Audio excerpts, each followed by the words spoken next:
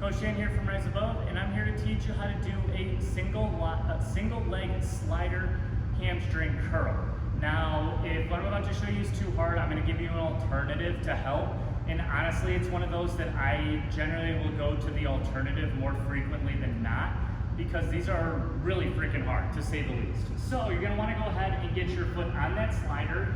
As I say, and your legs are actually going to start out in front of you. As I say, you're going to bring that one leg up, and then what you're going to go ahead and do is you're going to take the leg that's got the slider on it, and basically you're going to curl yourself up into a single leg glute bridge.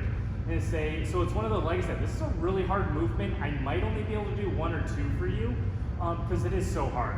But here we go. As I say, so that leg is up, and you can definitely use your elbows to help you through this movement, where we're then going to go ahead and basically curl yourself up into that glute bridge before bringing both feet down, sitting down, and then extending it out.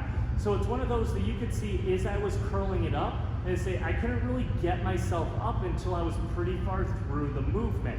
So like I said, really hard to do, but let me go ahead and show you kind of a little bit of a trick here to make sure that you're actually doing a single leg glute bridge, or sorry, single leg slider curl a little bit easier. And basically our starting position is, instead of this leg out, we're going to start with the leg on the floor as so in this sort of mountain-esque position.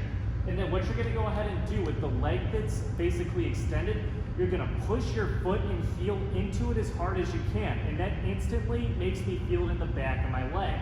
From here, what I can go ahead and then do is, basically taking it through as I'm now able to do it much easier, but I'm pushing through that slider the whole time before I sit back down, push back through that slider, and raise myself.